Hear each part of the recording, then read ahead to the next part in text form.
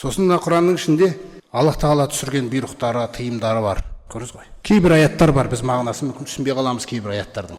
Яғни мынаның ішінде жаныңды өзгертетін нәрселер көп та. Кейбір аяттар бар, тек иман еттім десеңіз болды. Соны Аллах Тағала білдіріп айтады, жаңа аяттың жалғасында айтады. Уаттабиу ахсаналлази унзила илейкум мин раббикум. Қараңыз. Раббыларыңнан мына Құранда түскен нәрселердің ішіндегі ең жақсысына еріңдер дейді. Ең жақсы деген сөз естідік те бойсындық деген. Иман келтіргендер, былай істеңдер деген кезде сондай жаққа қарай жүгіре беріңдер дейді. Қараңыздар. Өздеріңізге азап келмей тұрғанда дейді.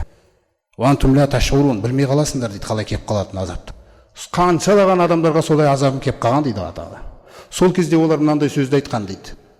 Антақула нафсун, жаңағы азап кеп қалғанда, немесе өлім жетіп қалған кезде жан айтады дейді. Антақула нафсун я вайлата, ойбай-ай деген сөз сол мысалы. Сорлымын деген сөздер. Алама фарратту фи джамбилла. Аллах Тағаланың хақысына сонша немқұрайды болғаным несі еді? Қараңыздар. Неге мен Раббымның хақысына немқұрайды болдым деп жан айтты дейді. Солай айтып қалатындарын бір оқымаңдар дейді. Ва ин кунту, қараңыздар. Ламина сахирин. Ана елші сөйлеп атқанда, ана уағыз айтып атқан адамдар айтып атқан кезде мазақ қып өте саушем қасынан.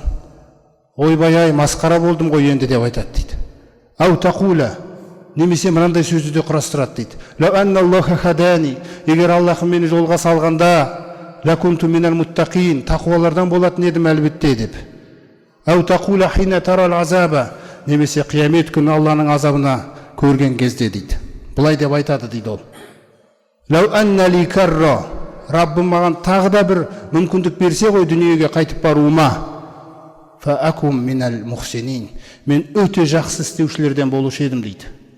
Сонда Алла Тағала осы сөздерінің барлығын уайымын, өзін өзі жазғырып тұрған түгел жаңағы күйді, қараңыздар, бәлә деп жоққа шығара салады екен.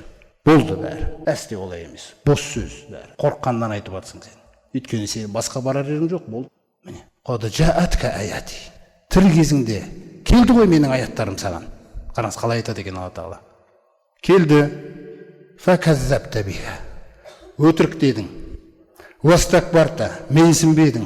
Қараңыздар. Ва кунта минал кафирин, мойындамағандардан болдың. Міне. Көрдіңіз қандай мәселелер болып отыр. Соқтан Алла Тағалаға оралу. Мына жүрек Алла Тағалаға қарай оралу керек, құрметті жамағат. Соған біз бір-бірімізге соны көмектесу керекпіз. Жалғыздың жаңа үні шықпайды дегендей мәселе.